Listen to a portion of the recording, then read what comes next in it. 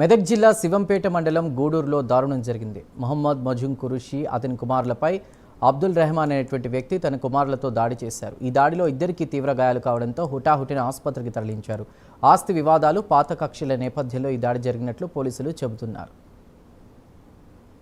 అబ్దుల్ ముగ్గురు కొడుకులు అజీసు, ఎజాసు, వాళ్ళ అల్లుడు ఇంతియాసు, మన ఆజాము, మాకు 5గురు. వీళ్ళు నర్సాపూర్ అడవిలో ఒకసారి అటాక్ ఇట్లనే చేసిర్రు. మళ్ళీ రాత్రికి మాకు 8 గంటలకు మా తమ్ముని మీద అటాక్ చేసి మమ్మల్ని రాడ్లతోటి కత్తులతోటి పొడుస్తందుకు వచ్చి మా మీద అటాక్ చేసి మా ప్రాణరక్షణ కావాలి, మేము చచ్చిపోయేందుకు రెడీ ఉన్నాం, లేకపోతే మేము వెళ్ళిపోతాం ఊళ్ళకి. మాకు మొత్తం మీద మాకు ప్రాణం రక్షణ కావాలి సార్. మాకు ఏమైనా మాకు కాపాడాలి, మీరు దయచేసి మీకు దండం పెట్టి చెప్తున్నాం సార్. మేము భూమి తీసుకున్నాం సార్, 12 గుంటల భూమి తీసుకున్నాము, ఎవరిది వాళ్ళు పంచుకున్నాము. అప్పటికి వానికి పిల్లలు లేరు, నాకు లేరు. ఆ జమాన్లా నేను ఆ భూమికి ఏం చేసినా నాకు చెప్పకుండా రిజిస్టర్ చేసుకుండు మా తమ్ముడు.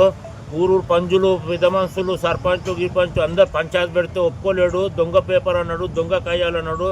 నర్సాపురం కోర్టులో పెట్టిండు. మళ్ళీ ఆడ ఓడిపోతే మళ్ళీ హైకోర్టులో పెట్టిండు. ఆడ ఓడిపోయి వచ్చినాక మళ్ళీ ఇక్కడ కొట్టుడు మొదలు పెడుతుండు. ఇల్లు నాదంటుండు, పనిలోకి పోయి తిడుతుండు.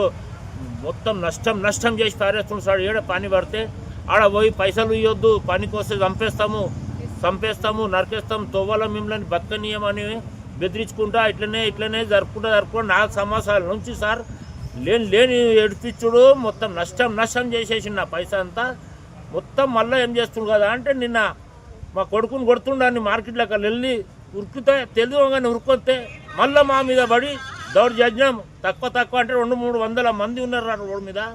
ఎంతమంది ఆపినా మనకి దయ రాలేదు, దర్శనం రాలేదు సార్. ఇంత ఘోరం చేసి ఇంత మేము హాస్పిటల్లో పాలైనాం.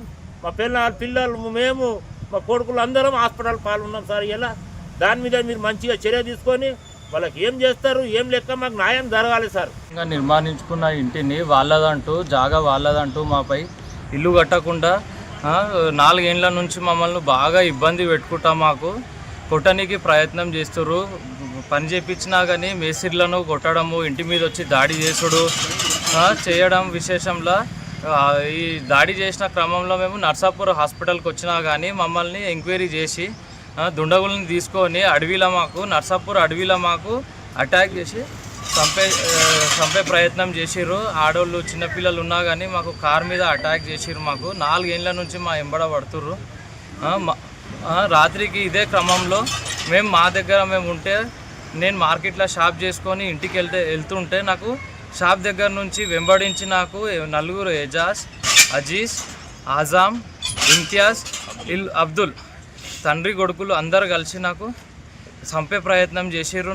నా మీద దాడి చేసి రాడ్లతోని, కట్టెలతోని నచ్చిన విధంగా వాళ్ళను తొక్కుకుంటూ నా మీద ఇంత కనికరం లేకుండా మొత్తానికే చంపేసి వీడిని చంపేద్దాం, బతకనియొద్దు అంటూ వాళ్ళకి ఇష్టం వచ్చినట్టు నాకు కొట్టినారు.